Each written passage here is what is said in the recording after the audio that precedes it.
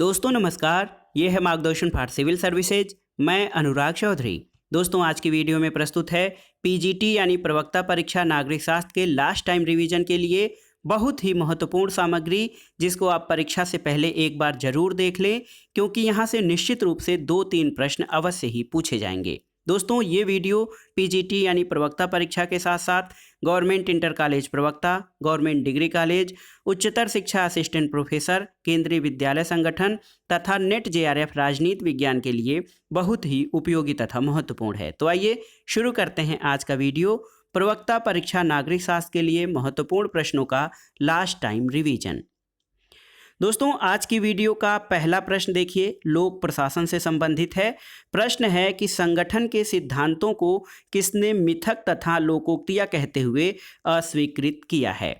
संगठन के सिद्धांतों को किसने मिथक तथा लोकोक्तियां कहते हुए अस्वीकृत कर दिया है।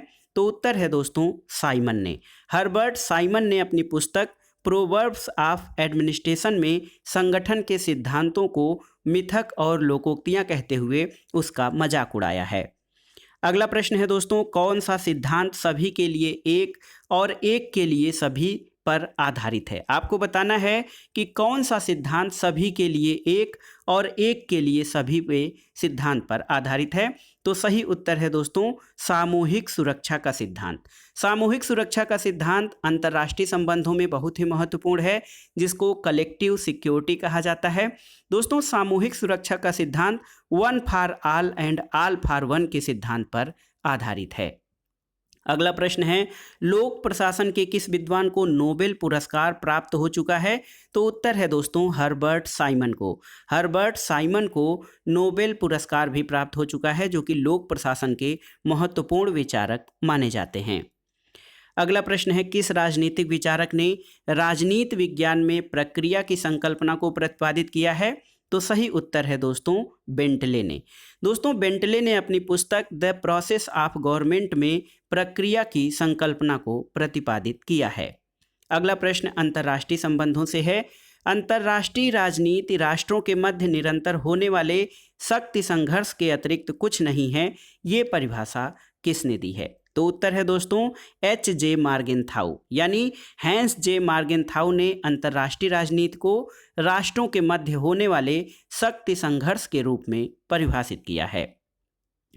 अगला प्रश्न देखिए, लोक प्रशासन से संबंधित है। आपको बताना है कि पोस्ट कार्ब, दोस्तों पोस्ट कार्ब की अवधारणा के प्रतिपादक कौन है। तो उत्तर है लूथर गुलिक। दोस्तों लूथर गुलिक पोस्ट कार्ब की अवधारणा के प्रतिपादक माने जाते हैं।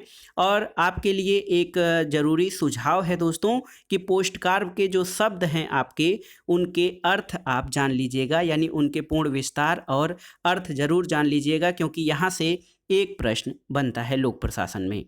अगला प्रश्न है, कौन सा सिद्धांतकार अंतर्राष्ट्रीय संबंधों में नव यथार्थवाद से संबंधित है। आपको बताना है।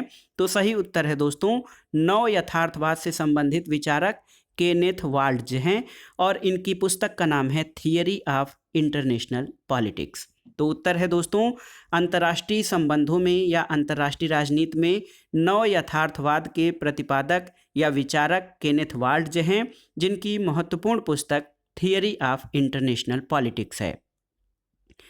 अगला प्रश्न देखते हैं दोस्तों, अनौपचारिक संगठन की अवधारणा के प्रतिपादक कौन है। तो उत्तर है एल्टन मेयो। दोस्तों अनौपचारिक संगठन को मानव संबंध सिद्धांत भी कहा जाता है, और इसके प्रतिपादक एल्टन मेयो हैं। और लोक प्रशासन में वैज्ञानिक प्रबंध सिद्धांत के जनक F.W. टेलर को माना जाता है। अगला प्रश्न है, अंतर्राष्ट्रीय संबंधों में व्यवस्था सिद्धांत या सिस्टम थियरी से संबंधित विचारक कौन है। तो उत्तर है मार्टन कैप्लान। दोस्तों मार्टन कैप्लान अंतर्राष्ट्रीय राजनीति में व्यवस्था सिद्धांत से संबंधित विचारक हैं। अगला प्रश्न है O&M। O&M का संबंध किससे है या इसका पूर्ण विस्तार क्या है। तो उत्तर है दोस्तों ऑर्गेनाइजेशंस एंड मेथड, यानी संगठन और पद्धति से O&M का संबंध है। अगला प्रश्न देखते हैं दोस्तों, अंतर्राष्ट्रीय राजनीति में खेल सिद्धांत या गेम थियरी का प्रतिपादन किसने किया था। तो उत्तर है मार्टिन सुबिक। दोस्तों मार्टिन सुबिक अंतर्राष्ट्रीय राजनीति में खेल सिद्धांत या गेम थियरी के प्रतिपादक माने जाते हैं। अगला प्रश्न है 1968 का मिन्नो-ब्रुक सम्मेलन किससे संबंधित है? तो ये न्यू पब्लिक एडमिनिस्ट्रेशन या नवीन लोक प्रशासन से संबंधित है 1968 का मिन्नो-ब्रुक सम्मेलन। तो सही उत्तर है 1968 के मिन्नो-ब्रुक सम्मेलन का संबंध नव लोक प्रशासन या नवीन लोक प्रशासन से है।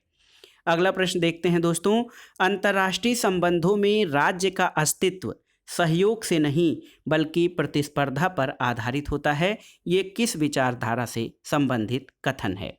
तो दोस्तों, अंतर्राष्ट्रीय संबंधों में राज्य का अस्तित्व सहयोग से नहीं बल्कि प्रतिस्पर्धा पर आधारित होता है, ये अंतर्राष्ट्रीय राजनीति के यथार्थवादी दृष्टिकोण की मान्यता है। अगला है, एक बुक है दोस्तों, public administration in A time of turbulence, पुस्तक के लेखक कौन हैं? देखिए, बहुत ही महत्वपूर्ण पुस्तक है public administration in A time of turbulence. ये पुस्तक ड्वाइट वाल्डो की रचना है जो 1971 में प्रकाशित हुई थी। तो याद रखिए, public administration in A time of turbulence पुस्तक, इसके लेखक ड्वाइट वाल्डो हैं और ये 1971 में प्रकाशित हुई थी। अगला प्रश्न है दोस्तों, संरक्षक नौकरशाही को लूट पद्धति के नाम से भी जाना जाता है और लूट पद्धति का घर किस देश को माना जाता है? संरक्षक नौकरशाही दोस्तों, इसको लूट पद्धति के नाम से भी जाना जाता है और किस देश को लूट पद्धति का घर माना जाता है? तो ये है संयुक्त राज्य अमेरिका को। अगला प्रश्न है दोस्तों, मार्क्सवाद के प्रमुख संशोधनकर्ता किसे माना जाता है? मार्क्सवाद के संशोधनकर्ता विचारक एडवर्ड बर्नस्टीन है दोस्तों और इनकी महत्वपूर्ण पुस्तक एवोल्यूशनरी सोशलिज्म है। तो उत्तर है मार्क्सवाद के प्रमुख संशोधनकर्ता या संशोधनवादी विचारक एडवर्ड बर्नस्टीन हैं और इनकी पुस्तक है एवोल्यूशनरी सोशलिज्म। इसको आप जो है याद कर लीजिएगा। अगला एक कथन है, आदमी वही होता है जो वह खाता है, ये कथन किसका है? तो ये फ्यूअरबाख का कथन है। दोस्तों, फ्यूअरबाख जो है एक भौतिकतावादी विचारक है जो कहता है कि आदमी वही होता है जो वह खाता है। अगला प्रश्न है दोस्तों, मार्क्स का द्वंद्वात्मक भौतिकवाद बहुत ही महत्वपूर्ण है उसके सिद्धांतों में और द्वंद्वात्मक भौतिकवाद को मार्क्सवाद का आधार भी माना जाता है। आपको बताना है कि मार्क्स ने द्वंद्वात्मक भौतिकवाद का सिद्धांत जो है किससे लिया है या द्वंद्वात्मक भौतिकवाद के विचार में वो किससे प्रभावित रहा है? तो उत्तर है दोस्तों, मार्क्स ने द्वंद्वात्मक भौतिकवाद में द्वंद्ववाद जो है हीगल से ग्रहण किया है और भौतिकवाद फ्यूअरबाख से लिया है।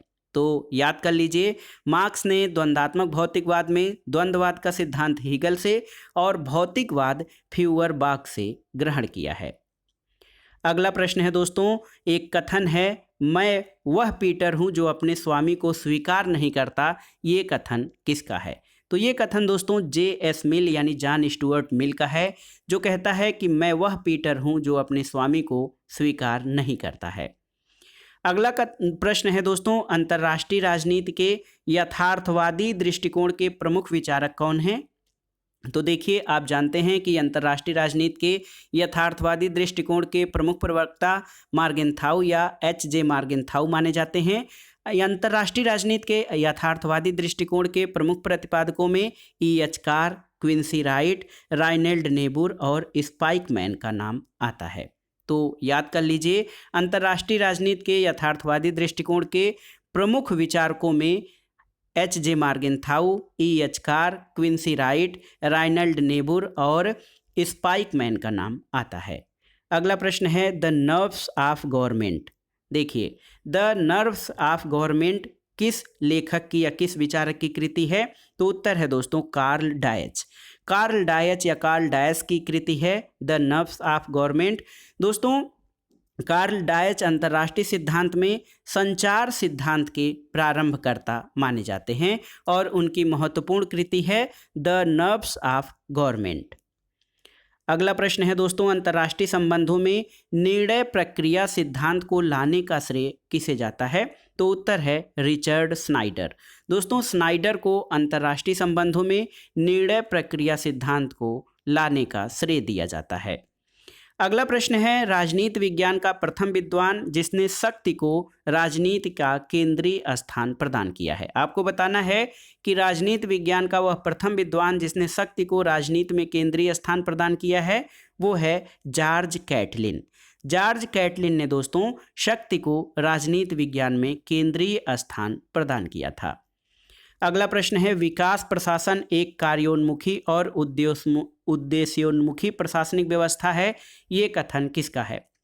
तो दोस्तों विकास प्रशासन या डेवलपमेंट एडमिनिस्ट्रेशन एक कार्योन्मुखी और उद्देश्योन्मुखी प्रशासनिक व्यवस्था है, ये कथन एडवर्ड बीडनर का है। एडवर्ड बीडनर ने कहा है कि विकास प्रशासन एक कार्योन्मुखी और उद्देश्योन्मुखी प्रशासनिक व्यवस्था है। अगला प्रश्न कई बार परीक्षाओं में भी पूछा गया है और आगे इसकी संभावना भी है। देखिए, अभिप्रेरणा के पुरस्कार सिद्धांत के प्रतिपादक कौन हैं? तो FW टेलर।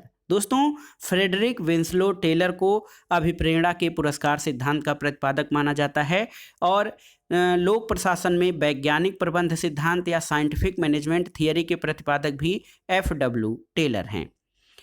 अगला है दोस्तों 1960 के भारतीय दल प्रणाली का कांग्रेस सिस्टम या कांग्रेस प्रणाली शब्द का प्रयोग किसके द्वारा किया गया था? तो सही उत्तर है रजनी कोठारी। दोस्तों रजनी कोठारी ने 1960 के भारतीय दलीय प्रणाली को कांग्रेस प्रणाली या कांग्रेस सिस्टम कहा था। अगला है दोस्तों, अगला प्रश्न है, नौकरशाही और पूंजीवादी राष्ट्रीयता की अवधारणा का सेंट पॉल किसे कहा जाता है? ये देखिए बहुत ही महत्वपूर्ण प्रश्न है और नया प्रश्न है। नौकरशाही और पूंजीवादी राष्ट्रीयता की अवधारणा का सेंट पॉल किसे कहा जाता है? तो मैक्स वेबर को।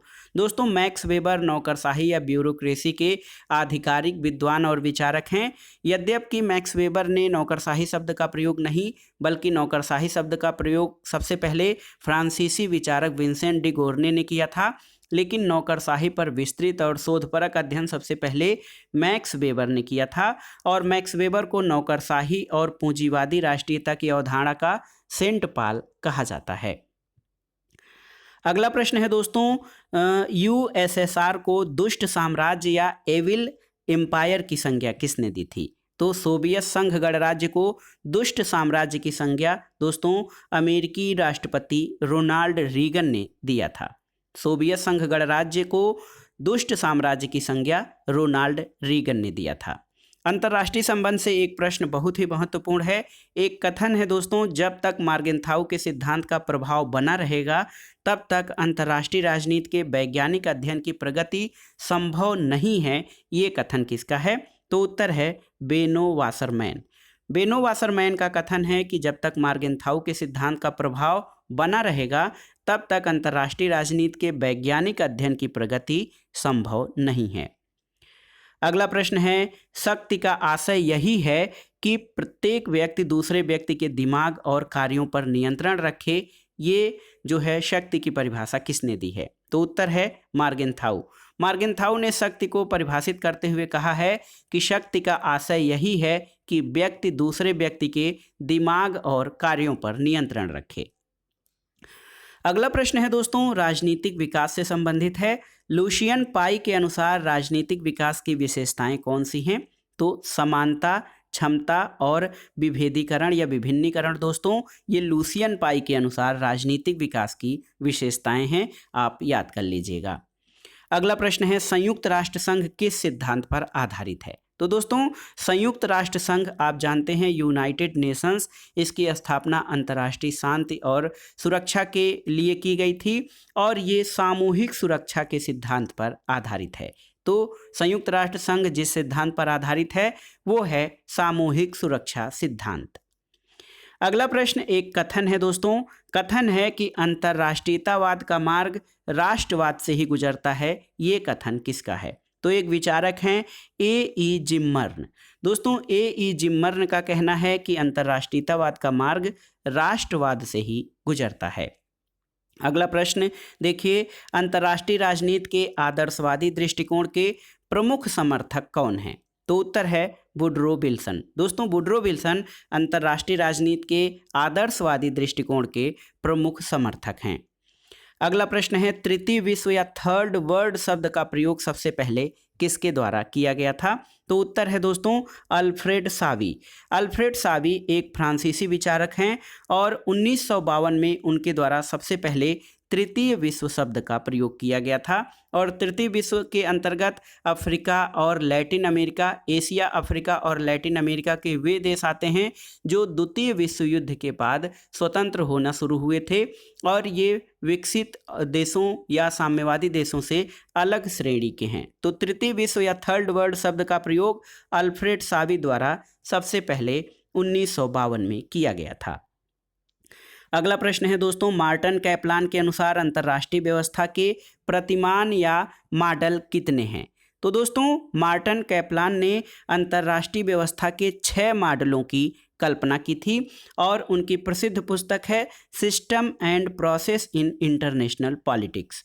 मार्टिन कैपलान ने अंतर्राष्ट्रीय व्यवस्था के 6 प्रतिमान माने थे अपनी पुस्तक system and process in international politics. तो याद रखिएगा मार्टिन कैपलान की प्रसिद्ध पुस्तक है system and process in international politics, जिसमें उन्होंने अंतर्राष्ट्रीय व्यवस्था के 6 प्रतिमान स्थापित किए थे।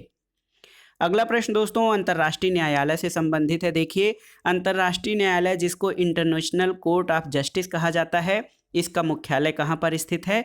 तो इसका मुख्यालय हेग नीदरलैंड में स्थित है। दोस्तों अंतर्राष्ट्रीय न्यायालय में कुल 15 न्यायाधीश होते हैं जिनका कार्यकाल 9 वर्ष होता है और किसी निर्णय के लिए अंतर्राष्ट्रीय न्यायालय के न्यायाधीशों की जो गणपूर्त या कोरम होता है वो 9 न्यायाधीश होता है। तो देखिए अंतर्राष्ट्रीय न्यायालय जो है संयुक्त राष्ट्र का एक महत्वपूर्ण अंग है। इसका मुख्यालय हेग नीदरलैंड में स्थित है। इसमें कुल 15 न्यायाधीश होते हैं जिनका कार्यकाल 9 वर्ष होता है और इनका गणपूर्ति जो है 9 न्यायाधीश होता है। अगला प्रश्न है सार्क या दक्षेस से संबंधित है। दोस्तों एक प्रश्न है कि सार्क या दक्षेस के 8वें सदस्य के रूप में अफगानिस्तान को कब शामिल किया गया था? तो उत्तर है 14वें सार्क शिखर सम्मेलन 2007 नई दिल्ली में सार्क के 8वें सदस्य के रूप में अफगानिस्तान को शामिल किया गया, जबकि इसके पहले सार्क में कुल 7 सदस्य देश थे। दोस्तों दक्षिण एशियाई क्षेत्रीय सहयोग संगठन की स्थापना कब हुई थी? 7-8 दिसंबर 1985 को की गई थी और सार्क या दक्षिण एशियाई क्षेत्रीय सहयोग संगठन के देशों का मुख्यालय काठमांडू में स्थित है। अगला प्रश्न है दोस्तों मानवाधिकारों की विश्वव्यापी घोषणा। दोस्तों मानवाधिकारों की विश्वव्यापी घोषणा कब की गई? तो ये तिथि है 10 दिसंबर 1948 को। दोस्तों संयुक्त राष्ट्र महासभा द्वारा, ये भी प्रश्न पूछता है कि संयुक्त राष्ट्र की किस शाखा द्वारा या किस अंग द्वारा मानवाधिकारों की विश्वव्यापी घोषणा की गई थी? तो संयुक्त राष्ट्र महासभा या जनरल असेंबली के द्वारा पेरिस में 10 दिसंबर 1948 को संयुक्त राष्ट्र मानवाधिकारों की विश्वव्यापी घोषणा की गई थी और मानवाधिकारों की विश्वव्यापी घोषणा में कुल 30 अनुच्छेद हैं। ये भी प्रश्न आपसे पूछा जाता है और प्रतिवर्ष 10 दिसंबर को विश्व मानवाधिकार दिवस मनाया जाता है। अगला प्रश्न दोस्तों करेंट अफेयर से है। मान लीजिए एक आध प्रश्न करेंट अफेयर से भी पूछा जा सकता है, जो करेंट मुद्दे हैं उनसे अंतर्राष्ट्रीय राजनीति में। तो एक है डिफेंडर यूरोप 21 क्या है? आपको बताना है डिफेंडर यूरोप 21 क्या है। तो दोस्तों ये नाटो के 26 देशों का अप्रैल 2021 में अल्बानिया में किया गया संयुक्त युद्धाभ्यास है, जिसको कि डिफेंडर यूरोप 21 नाम दिया गया है। तो देखिए नाटो दोस्तों नॉर्थ अटलांटिक ट्रीटी ऑर्गेनाइजेशन यानी उत्तरी अटलांटिक संधि संगठन, ये दोस्तों जो है नॉर्थ अटलांटिक के देशों का एक सैनिक गठबंधन है जिसकी स्थापना 4 अप्रैल 1949 को हुई थी। इसका मुख्यालय ब्रुसेल्स बेल्जियम में है। वर्तमान में नाटो में सदस्य देशों की संख्या कितनी है? तो दोस्तों वर्तमान में नाटो में कुल 30 सदस्य देश हैं और इसका अंतिम सदस्य देश नॉर्थ मैसिडोनिया या उत्तरी मैसिडोनिया है। तो याद कर लीजिए डिफेंडर यूरोप 21 नाटो के सदस्य देशों का अल्बानिया में किया गया संयुक्त युद्धाभ्यास है। नाटो की स्थापना एक सैनिक संधि गठबंधन के रूप में 4 अप्रैल 1949 को की गई थी। इसका मुख्यालय ब्रुसेल्स बेल्जियम में स्थित है। वर्तमान में इसमें कुल 30 सदस्य देश हैं और उत्तरी मैसिडोनिया इसका अंतिम या लेटेस्ट सदस्य देश है। अगला प्रश्न है दोस्तों, इस्लामिक देश जिसने फरवरी 2021 में सेना में महिलाओं के प्रवेश की अनुमति दी है, तो ये है सऊदी अरब।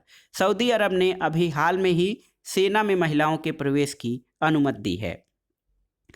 अगला प्रश्न है दोस्तों, भारत और यूरोपीय संघ का नौसेना का पहला युद्धाभ्यास EUNAVFOR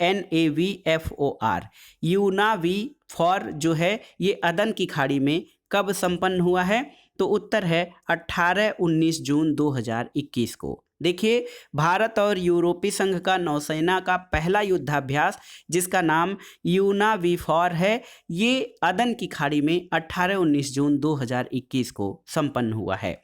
अगला प्रश्न है G7 से संबंधित है। आप जानते हैं G7 औद्योगिक रूप से विकसित दुनिया के देशों का जो है संगठन है, 7 देशों का संगठन। और G7 का आयोजन कहाँ पर किया गया है दोस्तों, कार्नवाल ब्रिटेन में G7 देशों का जो है सम्मेलन, शिखर सम्मेलन आयोजित किया गया है। और इस वर्ष जो है 47वां G7 सम्मेलन हुआ है जिसकी थीम है बिल्ड बैक बेटर। अगला प्रश्न, संयुक्त राष्ट्र विकास कार्यक्रम यानी UNDP की मानव विकास सूचकांक जिसको शॉर्ट में ह्यूमन डेवलपमेंट इंडेक्स या HDI कहा जाता है। दोस्तों, UNDP की मानव विकास सूचकांक रिपोर्ट 2020 में भारत को कौन सा स्थान मिला है, तो दोस्तों UNDP की मानव विकास सूचकांक रिपोर्ट 2020 में भारत का स्थान 131वां है। कुल 189 देशों में दोस्तों शीर्ष पर नॉर्वे है और अंतिम 189वें स्थान पर नाइजर है।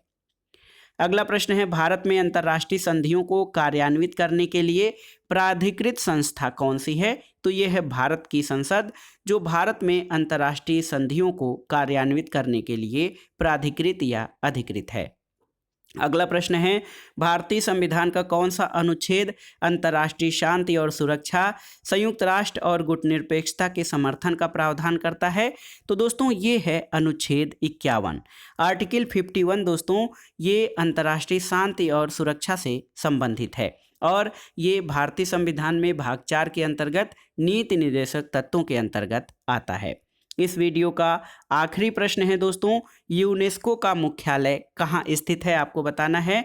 तो यूनेस्को का मुख्यालय जो है वो पेरिस में स्थित है। यूनेस्को का पूर्ण रूप है United Nations Organization for Education, Science and culture.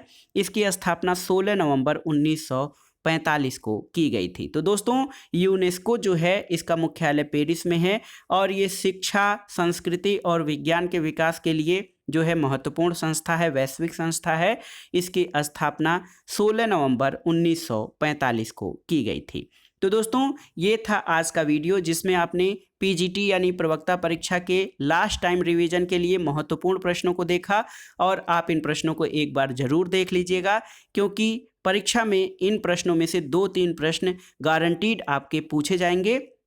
तो इन प्रश्नों को एक बार आप जरूर देख लीजिएगा। दोस्तों ये वीडियो केवल PGT प्रवक्ता परीक्षा के लिए ही नहीं बल्कि गवर्नमेंट इंटर कॉलेज प्रवक्ता, गवर्नमेंट डिग्री कॉलेज, उच्चतर शिक्षा असिस्टेंट प्रोफेसर और नेट JRF राजनीति विज्ञान के लिए भी बहुत ही उपयोगी तथा महत्वपूर्ण है। आप उन परीक्षाओं के लिए भी इन प्रश्नों का प्रयोग कर सकते हैं। तो वीडियो आपको कैसा लगा हमें कमेंट बॉक्स में ज़रूर बताइएगा। वीडियो को लाइक करें, शेयर करें और इस चैनल मार्गदर्शन फॉर सिविल सर्विसेज को सब्सक्राइब करें। वीडियो देखने के लिए धन्यवाद दोस्तों, नमस्कार।